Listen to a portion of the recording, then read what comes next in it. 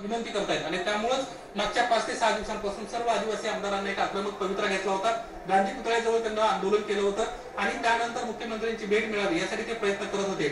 5 ते 6 दिवसांपूर्वी मुख्यमंत्र्यांच्या वर्षा निवासस्थानी ही सर्व मंडळी गेली होती, मात्र 5 ते 6 तास थांबून देखील वेळ मिळाला नाही। त्यामुळे आमदारांची नाराजी मोठ्या प्रमाणात पाहायला मिळाली होती आणि त्या आमदारांना अशी वागणूक मिळत असेल तर आम्हाला आक्रमक पवित्रा घ्यावं लागेल अशी भूमिका घेतली होती। आज त्याच अनुषंगाने सर्व आमदार मंत्रालयात आले होते, त्यांना मुख्यमंत्र्यांना अडवलं आणि आपलं म्हणणं मांडलं। त्यावेळेस मुख्यमंत्र्यांना आज संध्याकाळपर्यंत तुमच्या विषयासंदर्भात सरकार विचार करेल आणि पॉझिटिव्ह निर्णय घेईल असं आश्वासन दिलं होतं। मात्र या सगळ्या उत्तरांवर मुख्यमंत्र्यांचे हे आमदार समाधानी नव्हते आणि त्यामुळे त्यांना मंत्रालयाच्या या जाळ्यावर या ठिकाणी उड्या मारल्याचं आपल्याला पाहायला मिळालं। सध्या या ठिकाणाहून सगळ्या आमदारांना हटवण्यात आलेलं आहे। त्यांची जी कागदपत्र आहेत ती या ठिकाणी आपल्याला पडल्याचं पाहायला मिळत आहे आणि आमदारांना या ठिकाणाहून आता पोलीस घेऊन गेलेले आहेत। साधारणपणे 15 ते 16 आमदार आदिवासी आमदार सध्या मंत्रालयात आहेत। एकूण 25 आमदार असे आहेत जे मागच्या 5 ते 6 दिवसांपासून मुंबईत येत आहेत, मंत्रालयात येत आहेत आणि आदिवासींच्या पेसा कायद्याअंतर्गत विद्यार्थ्यांच्या भरती संदर्भामध्ये मुख्यमंत्र्यांना विनंती करताना पाहायला मिळतात। मात्र वेळ मिळत नसल्यामुळे या आमदारांची एक नाराजी होती, ही नाराजी आता दूर होते का हे पाहणं महत्त्वाचं राहणार आहे। काही टेक्निकल बाबी आहेत, कायदेशीर बाबी आहेत आणि त्यामुळे मुख्यमंत्री एकनाथ शिंदे या संदर्भात आता राज्याचे मुख्य सचिव असतील किंवा सर्व आपले इतर सहकारी दोन्ही उपमुख्यमंत्री असतील यांच्यासोबत चर्चा करतील आणि काय निर्णय घ्यायचा हे त्या आजच डिक्लेअर करताना आपल्याला पाहायला मिळते। समोर आपण पाहतोय कॅबिनेटची बैठक या ठिकाणी अजूनही सुरू आहे। अद्याप ही बैठक संपलेली नाहीये, काही वेळातच ही बैठक संपेल आणि त्यानंतर प्रामुख्यानं या सगळ्या विषयासंदर्भात काय निर्णय झाला हे देखील या ठिकाणी सांगताना आपल्याला पाहायला मिळणार आहे। तिसऱ्या मजल्यावर या सर्व आमदार या ठिकाणी पोहोचले होते, त्यांना तिसऱ्या मजल्यावरून उड्या खाली मारल्याचं आपल्याला पाहायला मिळालं होतं। प्रज्ञा बरोबर आहे निलेश, या सगळ्यामध्ये आणखी एक महत्त्वाचा मुद्दा आहे तो म्हणजे धनगर आरक्षणासंदर्भातला। एसटी प्रवर्गातून धनगरांना आरक्षण देण्यासाठी विरोध केला आदिवासी आमदारांनी, नेत्यांनी। त्या संदर्भात सरकारी पातळीवर नेमक्या काय हालचाली सुरू आहेत आणि काय भूमिका आहे या आमदारांची?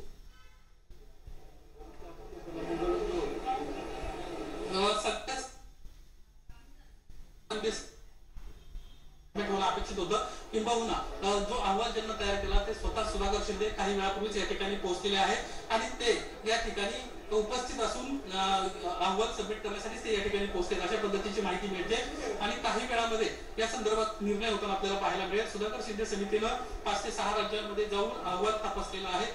त्या राज्यांमध्ये कशा पद्धतीने निर्णय घेतला गेला, कोणत्या कायदेशीर बाबींचा त्यांना अवलंब केला, ह्या गोष्टी त्यांना तपासलेल्या आहेत आणि ती समिती साधारणपणे 9 जणांची समिती होती, ती समिती या ठिकाणी पोहोचली आहे आणि त्या समितीच्या वतीनं अहवाल जो आहे तो मुख्यमंत्र्यांकडे आता देण्यात येणार आहे। आपण या आदिवासी आमदारांकडे जातोय, त्यांच्याशी बातचीत करण्याचा प्रयत्न करतोय, कारण आताचा जो मुद्दा होता हा धनगर आरक्षणाचा मुद्दा नव्हता।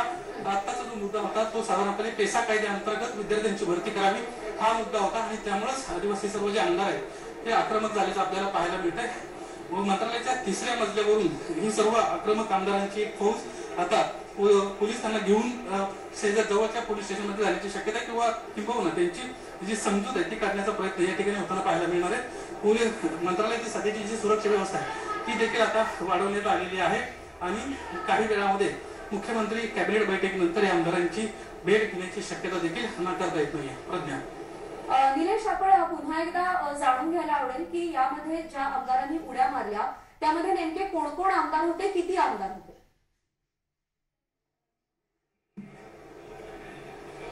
साधारणपणे 4 आमदार या ठिकाणी होते। हिरामन खोसकर यासोबतच भाजपचे एक आमदार होते आणि शिवसेनेचे एक आमदार होते।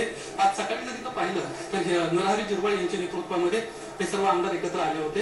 हिरामन खोसकर यासोबतच श्रीनिवास वनगा असे परत राष्ट्रवादी काँग्रेस शरदचंद्र पवार पक्षाचे आमदार 4 ते 5 आमदार या ठिकाणी आले होते आणि त्यांना या ठिकाणी आल्यानंतर मुख्यमंत्र्यांना भेटीची वेळ मागितली होती। मुख्यमंत्र्यांची भेट त्यांना घेतली होती। मुख्यमंत्र्यांना अगदी काही मिनिटांची त्यांना भेट दिली आणि त्या ठिकाणाहून मुख्यमंत्री निघून गेल्याचं आपल्याला पाहायला मिळालं होतं। कॅबिनेट बैठक सध्या सुरू आहे आणि त्यामुळं कॅबिनेट बैठकीनंतर प्रामुख्यानं आमदारांच्या बाबतीत काय निर्णय घेतला गेला हे पाहिलं जाईल।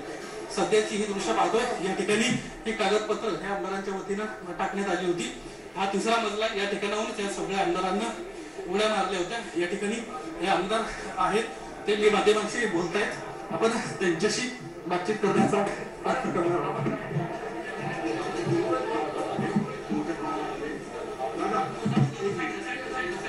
एक मिनिट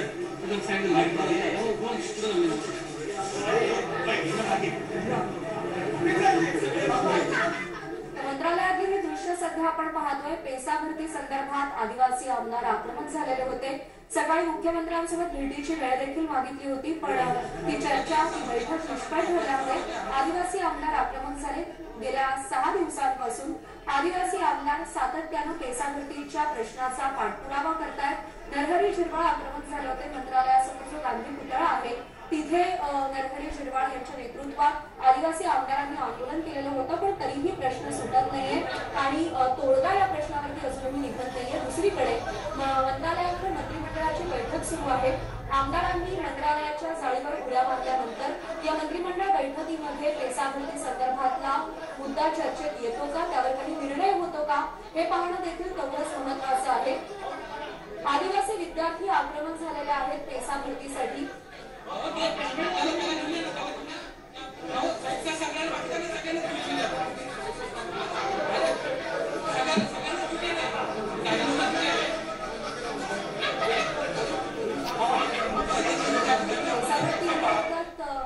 नियुक्त्या केल्या होत्या, पण त्या फोल ठरल्या आणि त्यामुळे आता आदिवासी विद्यार्थी आक्रमक झालेले आहेत.